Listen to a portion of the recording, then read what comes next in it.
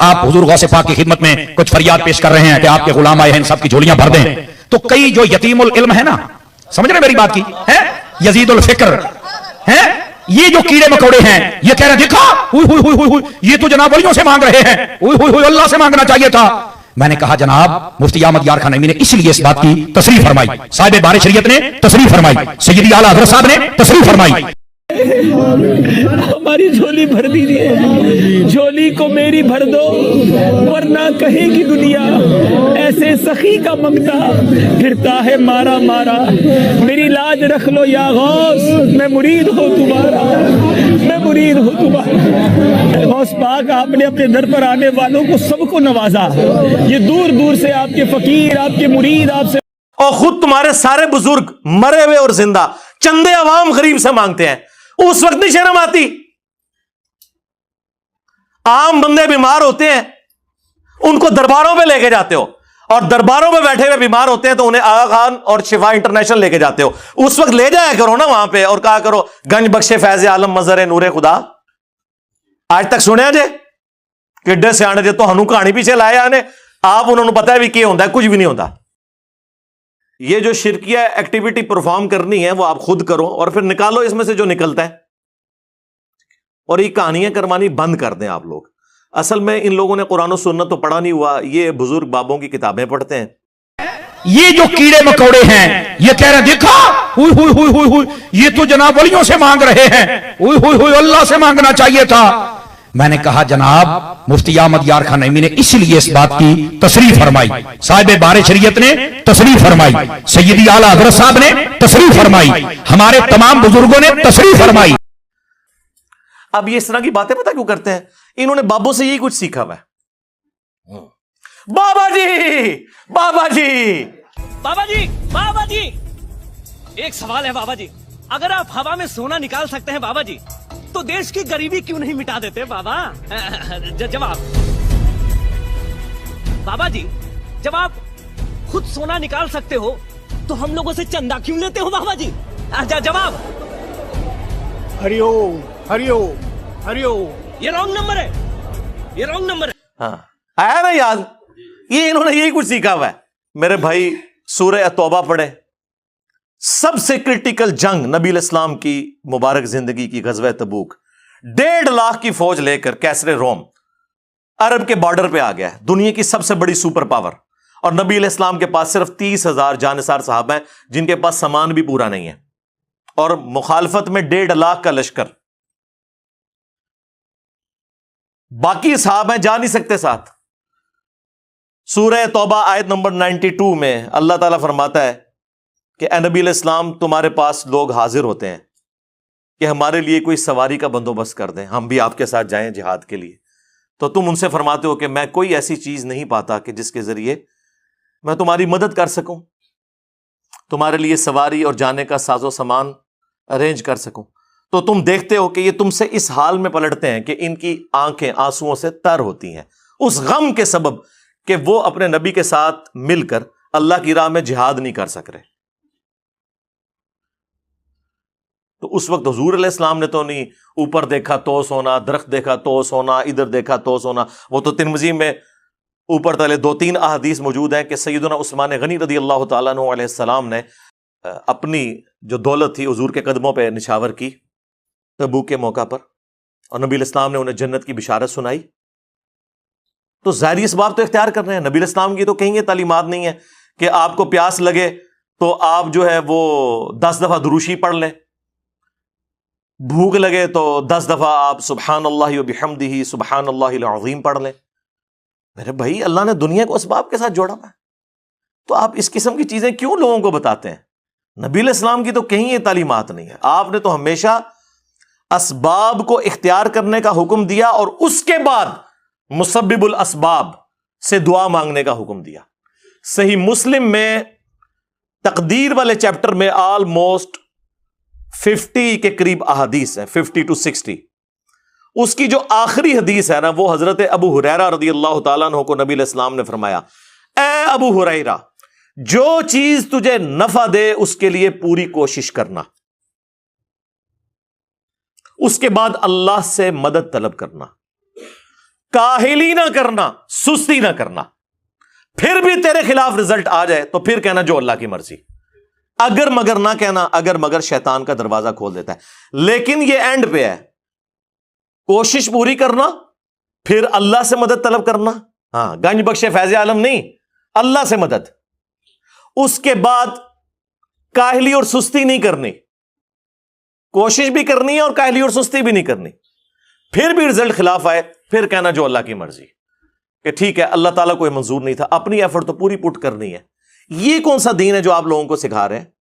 ہماری جھولی بھر دیجیے، جھولی کو میری بھر دو، ورنہ کہے گی دنیا ایسے سخی کا منگتا پھرتا ہے مارا مارا، میری لاج رکھ لو یا غوث، میں مرید ہوں تمہارا، میں مرید ہوں تمہارا۔ غوث پاک آپ نے اپنے در پر آنے والوں کو سب کو نوازا، یہ دور دور سے آپ کے فقیر، آپ کے مرید، آپ سے آپ اس نبی کے ماننے والے ہو جس نبی نے آپ کو ہر نماز کی ہر رکعت میں سورۃ الفاتحہ تعلیم فرمائی ہے، اور اس میں جو آیت نمبر 4 ہے، ایاک نعبد و ایاک نستعین، اے اللہ ہم عبادت بھی صرف تیری کرتے ہیں اور مدد بھی یعنی دعا بھی صرف تجھی سے مانگتے ہیں۔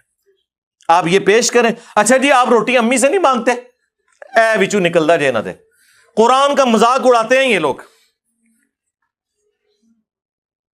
اور جی کوئی پانی میں ڈوب رہا ہو تو وہ پھر اللہ کو پکارے گا یا وہاں پر موجود بندوں کو پکارے گا؟ اندازہ کریں جی، وہ مسلم کی حدیث میں آ گیا نا کہ پہلے کوشش کرے گا، بندوں کو پکارے گا، اسباب اختیار کرے گا، اور پھر اللہ سے مدد بھی طلب کرے گا کہ اے اللہ یہ جو سبب میں اختیار کر رہا ہوں یہ اس قابل ہو کہ مجھے بچا لے۔ جی یہ کہاں لکھا ہے؟ جی قرآن میں لکھا ہوا ہے وَتَعَاوَنُوا عَلَى الْبِرِّ وَالتَّقْوَى وَلَا تَعَاوَنُوا عَلَى الْإِثْمِ وَالْعُدْوَانِ، نیکی اور پرہیزگاری کے کاموں میں ایک دوسرے کی مدد کرو، برائی میں ایک دوسرے سے الگ رہو۔ قرآن میں حکم ہے کہ روٹی امی سے مانگنی ہے، اور امی کو حکم ہے کہ اس نے بیٹے کو کھلانی ہے۔ پورا قرآن پڑھ کے تو دیکھو، تم لوگوں کو کہانیاں کروائی ہوئی ہیں جی روٹی امی سے مانگیں گے۔ او میرے بھائی ایک سمپل سی بات ہے، آپ یہ میرے سامنے بیٹھے ہیں، میں آپ کو کہتا ہوں مجھے پانی پلا دیں، سامنے موجود ہے، آپ بغداد شریف میں وہاں بھی قبر کے اندر ہے، میں مجھے پانی پلا دیں، وہی بات وہی جملہ غائب میں پکارنا ہو جائے گا، یہ شرک ہو جائے گا۔ کیا تمہاری یہی ڈیوٹی ہے کہ تم لوگوں کو شرک کے دروازے کھول کھول کے بتاتے رہو، حالانکہ شرک ہوتا نہیں ہے؟ قبر پر نہیں جانا چاہیے تھا، وہاں نہیں مانگنا چاہیے تھا ان سے، تو میں نے کہا پھر مجھے بتاؤ، امام اعظم ابو حنیفہ رضی اللہ تعالیٰ عنہ آپ کی قبر انور پر حضرت امام شافعی جاتے ہیں اور فرماتے ہیں جب بھی کوئی مشکل آتی ہے میں وہاں چل کے دعا کرتا ہوں، نفل پڑھتا ہوں، اور ان کے وسیلے سے جب دعا کرتا ہوں تو اللہ تعالیٰ میری جھولی بھر دیتا ہے، میری مشکل حل فرما دیتا ہے۔ بھائی اگر ابھی بھی نہیں سمجھ آئی کہ قبروں والے کچھ نہیں دیتے وہاں کچھ نہیں کرنا چاہیے، بھائی اگر ابھی بھی نہیں سمجھ آئی کہ قبروں والے کچھ نہیں دیتے وہاں کچھ نہیں کرنا چاہیے، بھائی اگر ابھی بھی نہیں سمجھ آئی کہ قبروں والے کچھ نہیں دیتے وہاں کچھ نہیں کرنا چاہیے، کیونکہ آپ کی اور میری کوئی کمیونیکیشن ہو نہیں سکتی۔ جی اس کا ثبوت جی قرآن میں ہے، سورۃ النمل آیت نمبر 62، اَمَّن يُجِيبُ الْمُضْطَرَّ إِذَا دَعَاهُ وَيَكْشِفُ السُّوءَ وَيَجْعَلُكُمْ خُلَفَاءَ الْأَرْضِ أَإِلَٰهٌ مَّعَ اللَّهِ، بھلا بتاؤ تو کون ہے جو مصیبت اور پریشانی میں گھرے ہوئے شخص کی فریاد کو سنتا ہے اور اس سے اس کی تکلیف کو دور کر دیتا ہے اور تمہیں اگلوں کا خلیفہ کرتا ہے زمین پر۔ أَإِلَٰهٌ مَّعَ اللَّهِ، کیا اللہ کے ساتھ کوئی اور الہ بھی ہے جس کی یہ کوالٹیز ہوں؟ قَلِيلًا مَّا تَذَكَّرُونَ، بہت کم ہی تم نصیحت حاصل کرتے ہو۔ اس آیت کے اندر اللہ تعالیٰ نے کلیئر کٹ حکم فرما دیا کہ جو کوئی شخص اللہ کے سوا کسی سے دعا کرتا ہے گویا کہ اس نے اسے اپنا خدا، الہ اور معبود مان لیا ہوا ہے۔ بارش کون برساتا ہے؟ اللہ۔ ڈیوٹی کس کی ہے؟ فرشتوں کی۔ لیکن ہم فرشتوں سے بارش مانگیں گے کہ آپ کی ڈیوٹی لگی ہوئی ہے جی، کہتے ہیں بزرگوں کی ڈیوٹیاں نے، تو مشرک ہو جائیں گے۔ بھائی نبی علیہ السلام نے صلاۃ الاستسقاء، بارش کی نماز تعلیم فرمائی ہے۔ او جی جو مدد کر رہا ہے مشکل کشا تو ہے نا، تو بھائی سب سے بڑا جو مشکل کشا ہے وہ تو سورج ہے، آپ کا کوئی بابا اتنا بڑا مشکل کشا نہیں ہے۔ دنیا میں موسم سورج کی وجہ سے تبدیل ہوتے ہیں، دنیا میں ہوائیں سورج کی وجہ سے چلتی ہیں. دنیا میں بارشیں سورج کی وجہ سے ہوتی ہیں. سمندروں کا پانی ویپریٹ ہو کر گلیشیئرز کی فارم میں سٹور ہوتا ہے, وہاں سے پگھل کے زمین کے اوپر اور نیچے دریا چلتے ہیں, بارشیں ہوتی ہیں. آپ کی گندم, ہر طرح کی جو فصلیں ہیں سورج کی وجہ سے وہ پکتی ہیں. تو کیا ہم کہیں گے المدد یا سورج ذرا آپ بادلوں سے باہر تشریف لے آئیے کہ سردی کا موسم قریب آ رہا ہے, اور بادلوں میں چھپ جائیے کہ گرمی کا موسم قریب آ رہا ہے. بھائی یہ نہیں, آپ فرشتوں کو بھی نہیں کہہ سکتے کہ فرشتوں یہ پیغام دے دو, نہیں, آپ کہیں گے اللہم صلی علی محمد وعلی آل محمد, اللہ پہنچائے گا. یا بخاری مسلم میں حدیث ہے, جب تم پڑھو گے السلام علیکہ ایہا النبی ورحمۃ اللہ وبرکاتہ, السلام علینا وعلی عباد اللہ الصالحین, تو زمین و آسمان میں ہر نیک بندے تک اللہ تعالیٰ تمہارا سلام پہنچا دے گا. ہم یہاں بھی جو پڑھتے ہیں تو رسول اللہ تک ہمارا سلام پہنچ رہا ہے. السلام علیکہ یا رسول اللہ ہم پڑھ رہے ہیں, نماز میں پڑھ رہے ہیں السلام علیکہ ایھا النبی, لیکن کس نیت سے کہ اللہ پہنچا رہا ہے, یہ نہیں کہ وہ یہاں پہ موجود ہیں. اس حدیث میں موجود ہے, وہ حدیث پوری نہیں پڑھتے, اس میں سے حاضر و ناظر نکال رہے ہوتے ہیں, کبھی کچھ نکال رہے ہوتے ہیں. وہ حدیث تو پڑھ کے دیکھ لو. تو اگر نبی علیہ السلام کے بارے میں اسٹیٹس تو تاڑے بابے تے شاہی کوئی نہیں نا, ان کی کیا اوقات ہے, کیونکہ نبی کے جیسا ہے ہی کوئی نہیں, بابے تے شاہی کوئی نہیں, ہمارے مقابلے پہ نہیں, نبی علیہ السلام کے مقابلے پہ. تو یہ اس قسم کی جو شرکیہ تعلیمات آ کے اس شخص کی طرف سے جو دعوے دار ہو کہ میں نبی علیہ السلام کا ماننے والا ہوں, نماز میں تم پڑھو ایاک نعبد و ایاک نستعین, اور اس پوری ویڈیو میں اس نے اللہ کا ذکر کہیں نہیں کیا کہ اللہ سے بھی مانگو, اللہ کے آگے رو, اللہ سے مانگو, کوئی نہیں, بالکل فارغ. اور ہمارے نبی علیہ السلام کو اللہ تعالیٰ قرآن میں فرما رہا ہے وَإِذَا سَأَلَكَ عِبَادِي عَنِّي فَإِنِّي قَرِيبٌ, اے نبی جب کبھی بھی میرے بندے آپ سے میرے بارے میں پوچھیں تو فرماؤ میں تمہارے بالکل قریب ہوں. اجیب الدعوۃ الداعی اذا دعان, ہر پکارنے والے کی پکار کو سنتا ہوں جب وہ مجھے پکارے.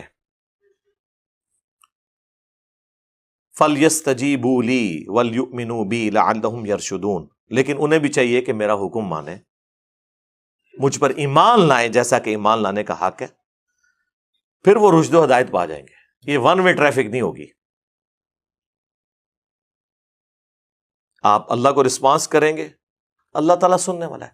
ادعونی استجب لکم, اے میرے بندو مجھ سے مانگو میں قبول کرنے والا ہوں.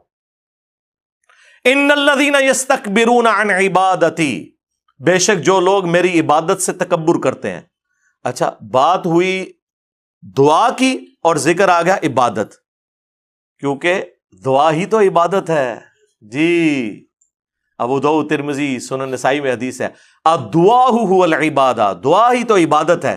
اور پھر حضور نے یہی آیت سورۃ المؤمن کی آیت نمبر 60 جسے سورہ الغافر بھی کہتے ہیں وہ تلاوت کی. ادعونی استجب لکم, اے میرے بندو مجھ سے مانگو میں تمہاری دعا قبول کروں گا. ان الذین یستکبرون عن عبادتی, بے شک جو لوگ میری عبادت سے مجھ سے مانگنے سے تکبر کرتے ہیں میں ان قریب انہیں ذلیل و خوار کر کے جہنم میں داخل کروں گا. والعیاذ باللہ تعالی. اللہم لا تجعلنا منہم اللہم اجرنا من النار. ہمارا رب وہ ہے کہ اس سے نہ مانگا جائے تو وہ ناراض ہوتا ہے. دنیا کے بادشاہوں سے آپ مانگیں تو وہ ناراض ہوتے ہیں, اور ہمارا رب وہ ہے کہ اس سے نہ مانگا جائے تو وہ ناراض ہوتا ہے. اور یہ آپ کو بابوں کے پیچھے لگا رہے ہیں بجائے قرآن کی تعلیمات پر عمل کرنے کے. اور خود تمہارے سارے بزرگ مرے ہوئے اور زندہ چندے عوام غریب سے مانگتے ہیں, اس وقت نہیں شرم آتی؟ عام بندے بیمار ہوتے ہیں ان کو درباروں پہ لے کے جاتے ہو, اور درباروں پہ بیٹھے ہوئے بیمار ہوتے ہیں تو انہیں آغا خان اور شفا انٹرنیشنل لے کے جاتے ہو. اس وقت لے جایا کرو نا وہاں پہ اور کہا کرو گنج بخش فیض عالم مظہر نور خدا. آج تک سنیا جے کڈے سیانے جے تو ہنو کہانی پیچھے لائے آنے, آپ انہوں نے پتا ہے بھی کیا ہوتا ہے, کچھ بھی نہیں ہوتا, کہانیاں سنیں ان کی. تو انشاءاللہ تعالی اللہ کے فضل سے اس پلیٹ فارم سے یہ سچائی کی آواز بلند ہوگی.